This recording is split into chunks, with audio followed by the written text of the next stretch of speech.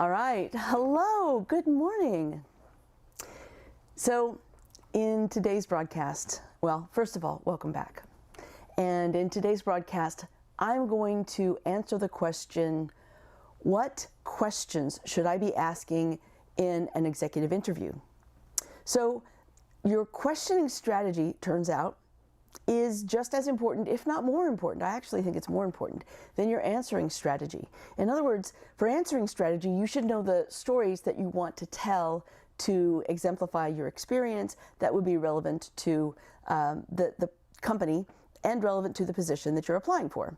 So that when it comes to the questions that you're going to ask, the reason that this is so important is because if you don't ask the questions, and I'm talking like in the first 15 minutes, not saving those questions until the end, but ask some questions in the first 15 minutes so that you understand what their pain points are, so that you can be relevant to that as a solution, a very specific solution.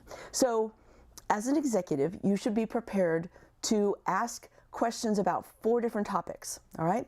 The first is their pain points. Basically, you could say challenges, frustrations, what fires are you always putting out?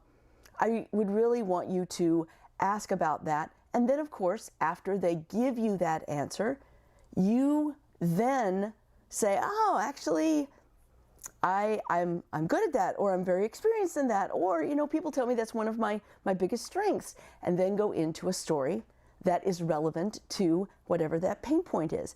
That way, you are seen as the answer to their problems. Now, those problems might be the most important thing, or it might be the most urgent thing. The second thing you'd want to ask about is their aspirations, their goals, their initiatives, and that way you can make yourself relevant to those too. See a pattern here? You're making yourself relevant to where they want to go. You're that bridge that can take them there. You're making yourself relevant to what their pain points are, their biggest problems. Some of our clients actually ask, you know, what are your biggest pain points? That's okay, you can say that. Most of the time though, I always recommend to say, you know, what are some of the biggest challenges? Either, what are some of the biggest challenges I would face if I were to take on this role? Notice how I put myself into that position, and that makes the interviewer picture you in that position. So in addition to pain points and aspirations, you also want to find out immediate needs. What's the first thing you'd want me to do if I were to take on this position? What would you want me to start on day 1?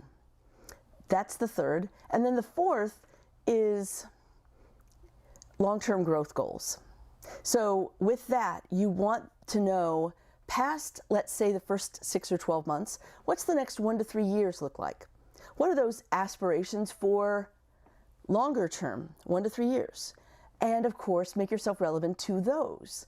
Now, if you ask these questions, and it's much easier to ask questions in the beginning if you are going for an executive position versus going for an individual contributor position or like a frontline manager position. Oftentimes, those are still behavioral interviews, and also they're more structured, and it is more difficult to ask questions at the beginning.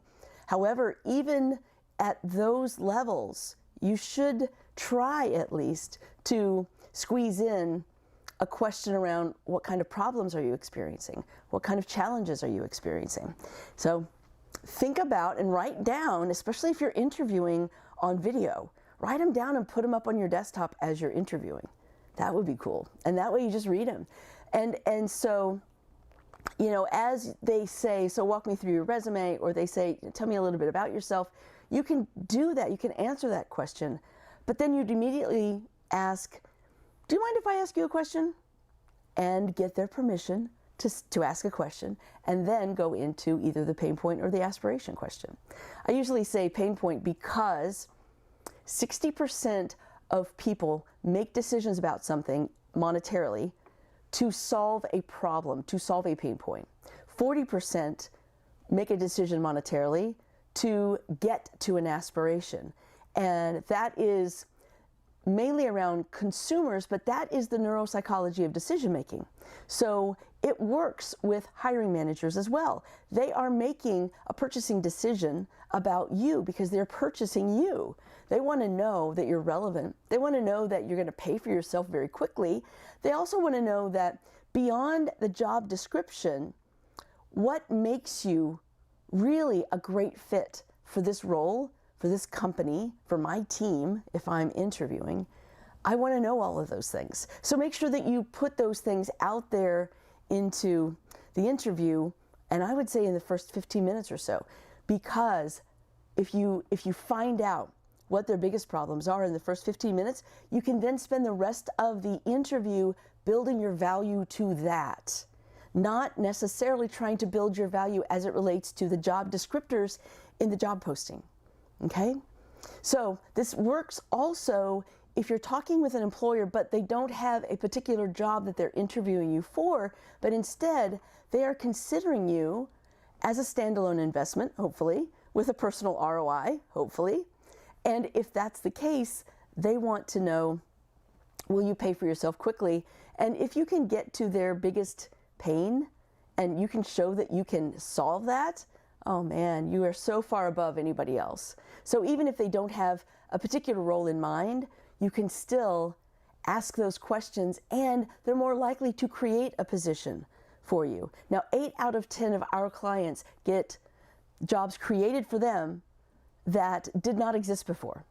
And it's because we do a lot of work to position them as a standalone investment, whether that's on the personal branding side, making sure that your LinkedIn, when they first see you, is really stellar, and that it shows that you have, over the course of your career, you've had impacts in X number of dollars.